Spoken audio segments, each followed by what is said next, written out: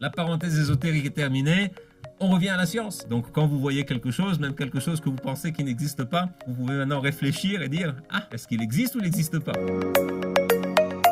Bonjour professeur, comment allez-vous? Bonjour, Baruch Hashem. Aujourd'hui, je voudrais avoir une réflexion avec vous un petit peu différente de celle qu'on a d'habitude. Imaginons qu'on est assis l'un en face de l'autre, vous et moi, et il n'y a rien entre nous. Il n'y a pas d'obstacle. On se voit, il n'y a pas de table, il n'y a rien du tout. Alors la question c'est, est-ce qu'il n'y a rien du tout entre nous? On dirait oui, il n'y a pas d'obstacle, mais non, c'est pas vrai qu'il n'y a rien. Il y a de l'air. Le Rav Avigdor Miller Zatzal, il dit que l'air c'est un cocktail de gaz qui est exactement formé pour favoriser notre vie. Quand on regarde, il y a 78% d'azote, à peu près 21% d'oxygène, 0,9% d'argon et 0,1% d'autres gaz, d'humidité, de dioxyde de carbone, etc. Ça dépend de combien polluer l'environnement. Et ce qui est intéressant, c'est que l'air est partout. Et en fait, nous avons tous besoin d'air. Les êtres humains, les animaux, les plantes ont besoin d'air. En fait, l'oxygène n'est pas inflammable, mais il permet aux autres objets de prendre feu plus rapidement à des températures plus élevées. Donc, et la limite, c'est à peu près 23,5%. Donc, Hachem nous a donné 21% qui est pratiquement presque le maximum pour avoir de l'oxygène qu'on doit respirer,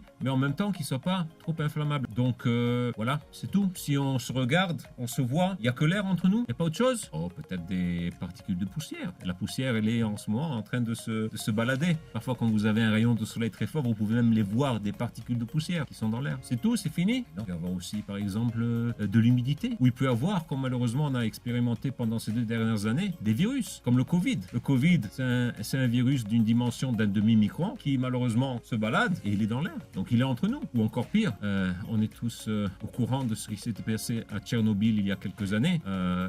Et donc, il peut y avoir aussi de la radioactivité dans l'air. Ok, donc on a cet air avec ses microbes et tout ça. Autre chose? Encore quelque chose entre nous? Qu'est-ce qui se passe si entre nous, je prends un téléphone et je le mets et quelqu'un appelle le téléphone? Le téléphone, il sonne. Ah ben, ça veut dire qu'il y a quelque chose. Il y a des ondes électromagnétiques entre nous. Et en fait, il y en a toute une série d'ondes électromagnétiques. Il y a des ondes électromagnétiques pour le téléphone, il y a les ondes pour la télé, il y a les ondes pour la radio, il y a peut-être des ondes radar, il y a du Wi-Fi pour les ordinateurs. Donc, on a toute une série. En fait, le spectre électromagnétique, il est très disputé. C'est très difficile d'avoir une habilitation pour pouvoir utiliser un certain spectre et les stations radio se battent entre elles pour avoir une petite chaîne de radio sur des fréquences particulières, les ondes courtes, les ondes longues, les ondes moyennes et tout ça. Donc c'est rempli d'ondes électromagnétiques. Donc jusqu'à maintenant entre nous on a quand même plein d'air, des microbes, des poussières et toute une série d'ondes électromagnétiques. Est-ce que c'est tout? En fait, en restant sur les ondes électromagnétiques, on parle du 5G et il y a des discussions. Est-ce que c'est dangereux ou pas? Parce qu'en fait, c'est une énergie qui peut être tellement forte qu'elle peut être ionisante. Ça veut dire qu'elle peut arracher des électrons à des atomes. C'est une question. Donc il y a une question, est-ce que même ces ondes électromagnétiques pourraient être dangereuses? Et c'est tout? Eh ben non, on se parle, n'est-ce pas? Donc il y a des ondes sonores. Et c'est des vibrations de l'air qui viennent de ma bouche à vous, ou quand vous me répondez que je vous entends. Et donc il y a ces ondes sonores. Mais en fait, il n'y a pas que les ondes sonores, il y a peut-être même des ondes ultrasonores ou infrasonores. Par exemple, les chauves-souris, elles communiquent à des fréquences plus élevées que nous, on ne peut pas les entendre. Il y a une histoire très intéressante qui s'était passée aux États-Unis, je ne me rappelle plus dans quelles années, 50 ou 60, il y avait une publicité d'un produit pour chiens. Et chaque fois qu'ils passaient cette publicité, les chiens, ils venaient en face de la télé à lécher, elles sortaient la langue, ils étaient tout excités par ce produit pour chiens. Le propriétaire, il pensait, waouh, le chien, il aime bien ça, je vais l'y acheter. Ils ont découvert après que qu'est-ce qui se passait?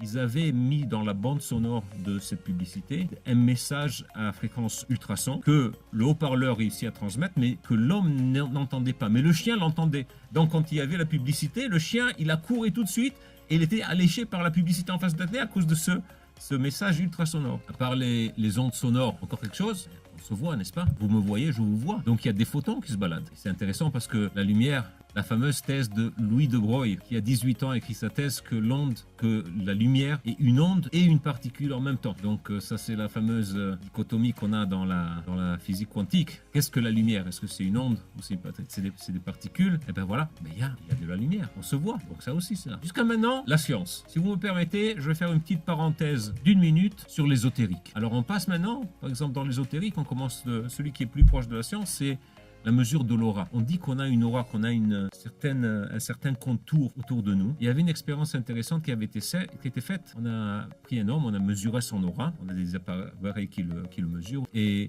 ils avaient pris la même personne, ils lui avaient mis des téphilines. Téphilactères, c'est boîtier qu'on met une boîte sur le bras, une boîte sur la tête avec des parchemins dedans, avec des écrits de la Torah, et l'aura avait augmenté de façon importante. Alors on a décidé de mettre des téphilines qui n'étaient pas cachères. Donc comment on fait ça? On prend un parchemin et ne l'écrit pas comme il faut. S'il y a une erreur dans le parchemin, le téphiline, il n'est pas cachère. Et on a fait ça et on a vu que l'aura n'était pas amplifiée. On peut rester aussi dans le monde ésotérique. Quand on dit en Masechet Makot, Bederech Shadam Rotze Lelech Molichinoto, dans la voie qu'une personne veut aller, il est aidé. On dit généralement c'est Akadosh Baruch Hu, Dieu qui aide la personne. Mais Molichin, c'est au pluriel. Alors comment ça se fait que c'est au pluriel? C'est au pluriel, le Rav disait, parce que c'est les malachim concrets avec nos bonnes actions qui nous poussent à faire d'autres bonnes actions. Voilà, la parenthèse ésotérique est terminée. On revient à la science. Donc on a vu qu'entre nous, il y a plein. Il y a de l'air, il y a de l'humidité, il y a des poussières, il y a des virus. Il y a toute une série d'ondes électromagnétiques, il y a des ondes sonores, il y a des photons, il y a plein. Alors, faisons une petite pause. Maintenant, réfléchissons d'un autre point de vue. Revenons à l'atome, l'élément de base. Un atome est formé, comme peut-être vous vous rappelez de vos cours physique-chimie, il y a un noyau qui est formé par des protons chargés positivement, des neutrons qui n'ont pas de charge, et autour, il y a des électrons qui se baladent. Alors, les protons et les neutrons qui sont dans le noyau sont relativement grands, entre guillemets, et lourd. Et l'électron, il est tout petit, très léger et très éloigné de ce noyau. Donc en fait, un des modèles atomiques, un des premiers modèles atomiques, c'était l'équivalent du système solaire, où il y a le soleil qui est énorme au centre et puis il y a les planètes qui sont très éloignées et beaucoup plus petites. Mais en fait, ça a été raffiné par la mécanique quantique, et donc maintenant c'est plutôt, on parle de probabilité et d'orbital et des trucs comme ça. Mais donc il y a le noyau chargé positivement et les électrons chargés négativement qui sont bien éloignés. Donc il y a plein de vide là dans l'atome. Que se passe-t-il si on réussit à mettre l'électron sur le noyau? D'ailleurs, petite parenthèse, l'électron chargé négativement, le noyau positivement, l'électron logiquement voudrait être sur le noyau, mais il n'est pas. Pourquoi il n'est pas? Postulat. Ça veut dire c'est comme ça, on pose pas de questions, on peut pas expliquer.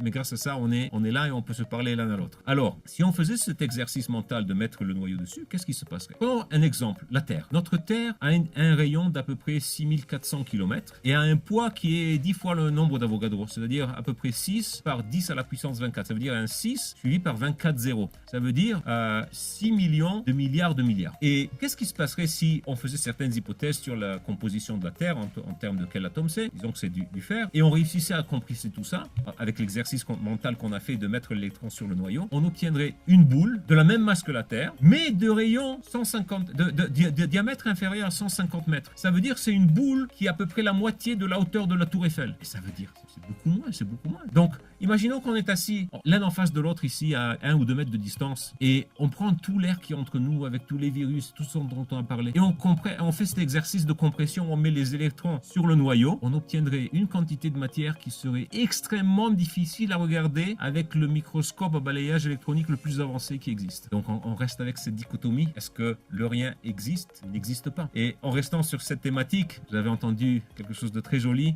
On dit dans la Torah que l'homme a été créé à l'image de Dieu. Betselem Elokim. On dit aussi que le monde a été créé pour nous. Bishvili Nivra Olam. D'un autre côté, on dit Ani Afar Ve'efer. On n'est que de la poussière et de la cendre. On n'est rien. Et qu'on va revenir à la terre. J'avais entendu un conseil très intéressant. Prenez 2 bouts de papier. Sur un, vous écrivez j'ai été créé à l'image de Dieu. Le monde a été créé pour moi. Donc sur l'autre papier, écrivez je suis que des cendres et des poussières. Je reviendrai à la terre. Mettez un papier dans une poche, l'autre papier dans l'autre poche. Et si vous êtes un petit peu déprimé, par exemple, l'épisode de Dieu dans la science n'est pas encore sorti cette semaine et vous l'attendez impatiemment, alors prenez le papier qui dit le monde a été créé pour moi. Je suis été créé à l'image de Dieu. Si par contre vous vous sentez un petit peu trop hautain et trop sûr de vous-même, dit c'est moi, alors prenez l'autre et qui dit je suis que de la poussière, je vais revenir à la terre. Donc voilà, donc quand vous voyez quelque chose, même quelque chose que vous pensez qui n'existe pas, vous pouvez maintenant réfléchir et dire est-ce qu'il existe ou il n'existe pas? Voilà, merci beaucoup.